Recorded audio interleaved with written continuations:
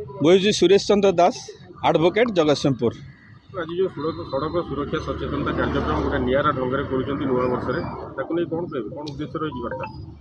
मु जड़े मनीष हिसाब से जड़े मनीषर सामाजिक किसी कर्तव्य रही तेणु से हिसाब से मुझे पारुची मो समकक्ष अनुजाई मु करी चली सड़क सुरक्षा सचेतनता कार्यक्रम हो कि पागल टलीवाला रिक्शावाला हो कि खाद्य प्रदान कोरोना समय ठारू ही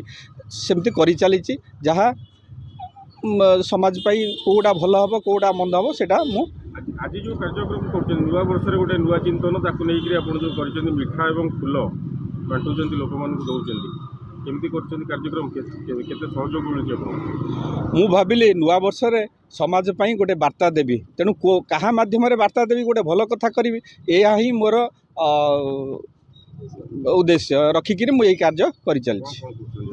आज गोलाप फूल दबा प्रत्येक चालक मानक सचेतन करा गोलाप फूल दे लडू दे सचेतन कर चली तेणु यह हूँ मोर जीवन लगा गाड़ी ये रास्तार गाड़ी जानवाहन केमती ठीक से चलो समस्ते सचेतन हेबे। मु नरेश दास आम जिला वकिल संघ जगतसिंहपुर संपादक अच्छी। आज आम ये जो कार्यक्रम करुचे ये कार्यक्रम आम विगत 3 वर्ष धरी आम वरिष्ठ आईनजीवी सुर